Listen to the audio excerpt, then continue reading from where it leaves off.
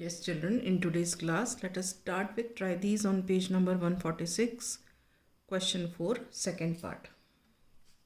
Given below are the measurements of some parts of the two triangles. Examine whether the two triangles are congruent or not by ASA congruence rule. In case of congruence, we have to write it in symbolic form. ठीक है, अब हम यहाँ पे triangles DEF और PQR बना लेते हैं. ये हमारा ट्राइंगल है DEF. ठीक है. एंगल D दिया है हमें कितना 60 डिग्री. थोड़ा छोटा बन गया, यहाँ पे लिख देती हूँ मैं बाहर. एंगल F क्या दिया है हमें 80 डिग्री. और DF हमें क्या दिया है 6 सेंटीमीटर्स. ये 6 सेंटीमीटर्स. ठीक है. अभी हम यहाँ पे ट्राइंगल PQR भी बना देते हैं. PQR. एंगल Q हमें दिया है 60 डिग्री. एंगल R हमको दिया है 80 डिग्री. और QP दिया है हमें 6 सेंटीमीटर्स. एक बार रिपीट कर लेते हैं. DEF, angle D 60, angle F 80 और DF 6 सेंटीमीटर. यहाँ पे PQR में angle Q 60, angle R 80 and QP 6 centimetres. Okay, now we start. D से शुरू करते हैं. हमारे ASA क्राइटेरिया है तो पहले एंगल लेंगे. तो हम लिखते हैं एंगल D कितना है. एंगल D इज 60 और एंगल P कितना है. एंगल P हमें पता ही नहीं है. ठीक है, एंगल P हमें पता नहीं है. अगर हम एंगल सम प्रॉपर्टी लगाते हैं, sum of the three angles of the triangle is 180 degree, तो 60 और 80 मिला के कितना होता है 140. 180 में से 140 माइनस करेंगे तो ये 40 मिल गया. तो ये हो गया 40 डिग्री. तो सबसे पहले तो देखो एंगल D और एंगल P इक्वल नहीं है. Angle D not equal to angle P. ठीक है ना. तो जब ये दोनों ही एंगल इक्वल नहीं है तो हम ये बोल सकते हैं ये दोनों ट्राइंगल्स कॉन्ग्रुएंट ही नहीं है. Therefore triangle DEF is not congruent to triangle PQR. ठीक है.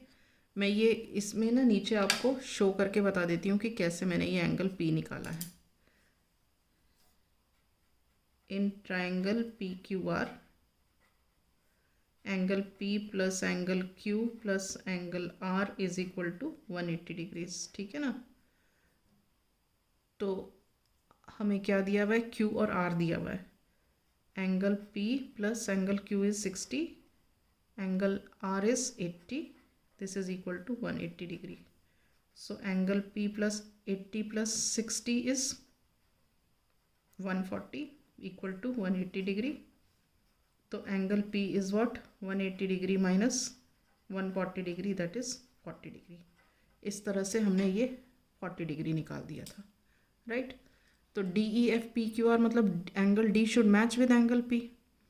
एंगल D तो हमें 60 है और एंगल P हमें कितना निकाला है हमने 40 निकाला है. तो ये दोनों तो मैच नहीं करते, दे आर नॉट इक्वल. तो इसका मतलब क्या है, ये दोनों ट्राइंगल्स कॉन्ग्रुएंट नहीं है. क्लियर.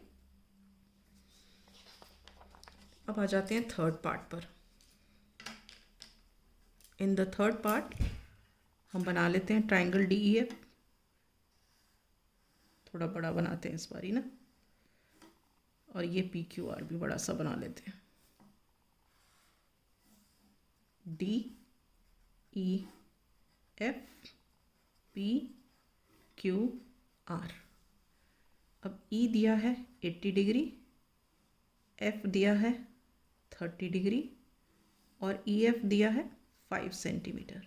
ठीक है, यहाँ पे एंगल पी दिया है 80 डिग्री, पी क्यू दिया है 5 सेंटीमीटर और एंगल आर दिया है 30 डिग्री। ठीक है, तो अब देखो यहाँ पे D E F in triangle D E F and triangle P Q R. अब देखो एंगल डी तो है ही नहीं हमारे पास यहाँ पे, तो हम यहाँ से देख लेते हैं। चलो एंगल ये वाला ए ऐसे करके देखते हैं। Angle E, angle E is हमारा 80 डिग्री, तो यहाँ पे क्या होना चाहिए? Angle Q. एंगल क्यू क्या है? वही हम एंगल सम प्रॉपर्टी से निकालते हैं।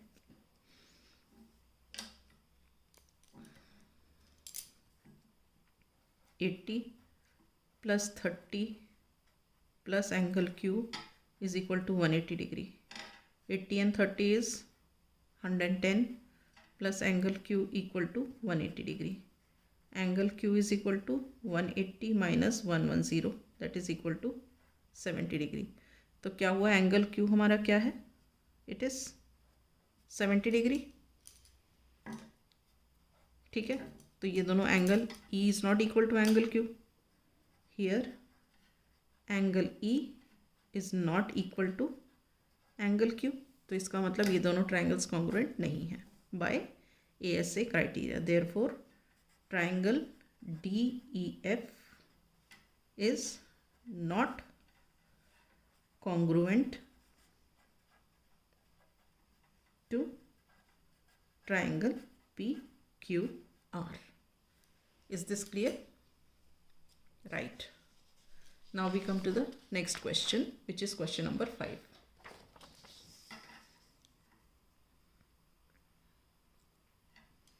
In the figure ray AZ bisects angle DAB। ये देखो AZ है, किसको बाइसेक्ट कर रही है? Angle DAB। DAB को बाइसेक्ट करना मतलब ये एंगल और ये एंगल बराबर है, मतलब angle DAC is equal to angle BAC। ठीक है, और इसमें साथ में क्या बोल रहा है? DAB को भी बाइसेक्ट कर रही है एज वेल एज DCB को भी। AZ bisects DAB as well as DCB। DCB को भी बाइसेक्ट कर रही है AZ, तो इसका मतलब क्या हुआ? Angle DCA is equal to angle BCA। ठीक, मतलब ये डबलिंग किया हुआ है जो, ये दोनों एंगल्स इक्वल है। ठीक है, तो हम लिखना शुरू करते हैं। Since AZ bisects angle DAB and angle DCB, so angle DAC is equal to angle BAC. Also angle DCA is equal to angle BCA. ये this is according to first line. अब क्या है, हमें क्या निकालना है? State the 3 pairs of equal parts of the triangle BAC and DAC। we have to state the 3 pairs of equal parts in triangle BAC। अब पहले देखो ट्राइंगल BAC कौन सा है? BAC ये वाला ट्राइंगल।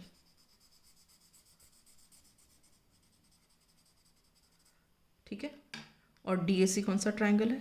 DAC ये वाला ट्राइंगल। अब हमको इन दोनों ट्राइंगल के इक्वल पार्ट्स बताने हैं, कौन से हैं। तो 3 pairs of equal parts in triangle BAC and triangle DACR। अब देखो, एक तो ये, अब ये वाला ट्राइंगल देखो ना, ये angle, this is A, this is S and this is A for ये वाला ट्राइंगल।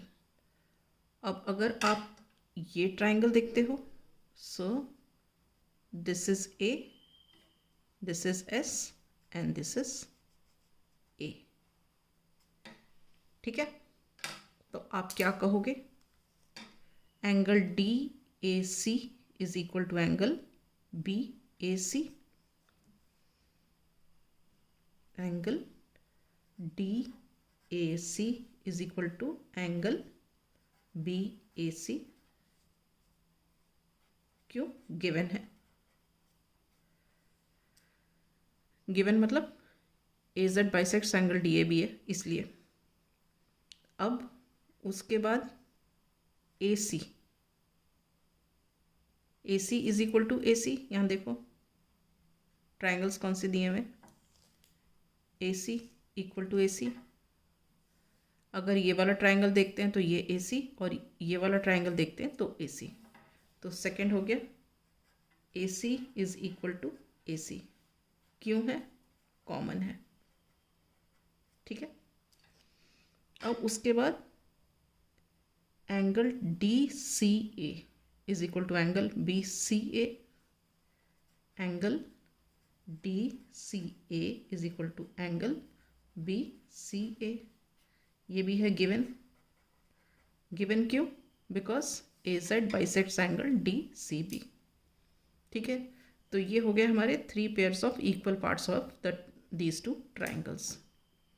ठीक है, अब बोल रहे हैं is triangle BAC congruent to triangle DAC? Yes, yes, triangle BAC is congruent to triangle DAC। BAC is congruent to triangle DAC by ASA criteria।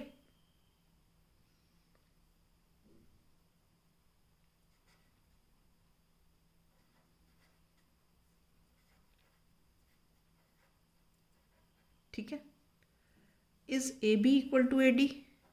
Is AB equal to AD? अब ये जब दोनों ट्राइंगल्स कॉन्ग्रुएंट हो गए तो इसका मतलब इनके जो करस्पॉन्डिंग पार्ट्स हैं वो भी सब सेम होंगे। जब अगर इसको हमने इसके ऊपर रखा तो AD और ये AB आपस में मिल जाएंगे। ठीक है ना, और ये जो CD है और CB आपस में मिल जाएंगे। आप ऐसे देखो, ऐसे फोल्ड करोगे क्योंकि ये दोनों कॉन्ग्रुएंट है।